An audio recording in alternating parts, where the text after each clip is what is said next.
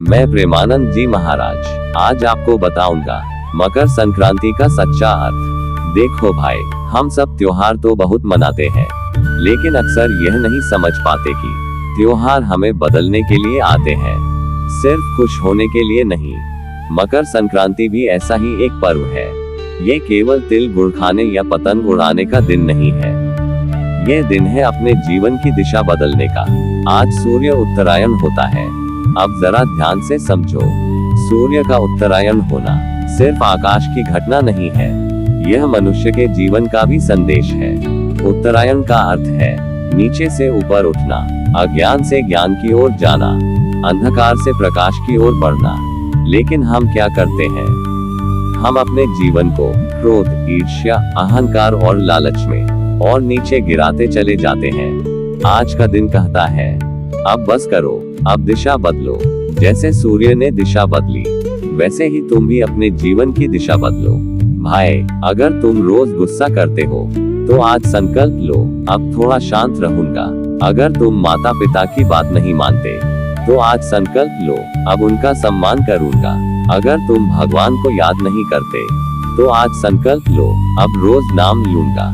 यही मकर संक्रांति है। अब लोग पूछते हैं आज तिल और गुड़ क्यों खाते हैं? अरे भाई, जीवन में तिल जैसा कड़वा समय भी आता है और गुड़ जैसी मिठास भी आती है, लेकिन भगवान हमें सिखाते हैं कड़वाहट में भी मिठास बनाए रखो। कोई तुम्हें बुरा बोले तो तुम बुरा मत बन जाना, कोई तुम्हें धोखा दे तो तुम धोखेबाज मत बन जाना। यही तिल गुड़ का सच्चा संदेश है। आज के दिन दान का भी बड़ा महत्व है, लेकिन ध्यान रखना, दान केवल वस्तु का नहीं होता, दान भाव का होता है। अगर तुमने किसी भूखे को खाना दे दिया और मन में अहंकार आ गया तो दान अधूरा रह गया। अगर तुमने किसी दुखी को मीठे शब्द बोल दिए तो समझो सबसे बड़ा दान हो गया। आज संकल्प लो, किसी को दुख नहीं देंगे, किसी का अपमान नहीं करेंगे। भाई, आज का दिन हमें ये भी सिखाता है कि समय कभी एक जैसा नहीं रहता। जैसे ठंड धीरे धीरे कम होती है, वैसे ही जीवन के दुख भी धीरे धीरे कम हो जाते हैं। लेकिन शर्त एक ही है, धैर्य रखो और भगवान पर भरोसा रखो। जो आज दुख में है वह ये न सोचे कि मेरे जीवन में हमेशा अंधेरा ही रहेगा। मकर संक्रांति कहती है प्रकाश आने वाला है। आज पवित्र नदियों में स्नान का महत्व बताया गया है, लेकिन अगर मन गंदा है और शरीर साफ कर लिया तो क्या लाभ? असली स्नान तो तब है जब मन से ईर्ष्या, द्वेष और घमंड निकल जाए। आज अगर तुमने किसी से माफी मांग ली तो समझो तुम्हारा स्नान सफल हो गया। भाई, आज के समय में लोग भगवान से शिकायत बहुत करते हैं, मेरे साथ ऐसा क्यों हुआ, मेरे जीवन में दुख क्यों है, लेकिन कभी यह नहीं पूछते कि मैं भगवान के बताए रास्ते पर चल भी रहा हूँ या नहीं। मकर संक्रांति कहती है भाग्य को दोष देना छोड़ो, अपने कर्म सुधारो।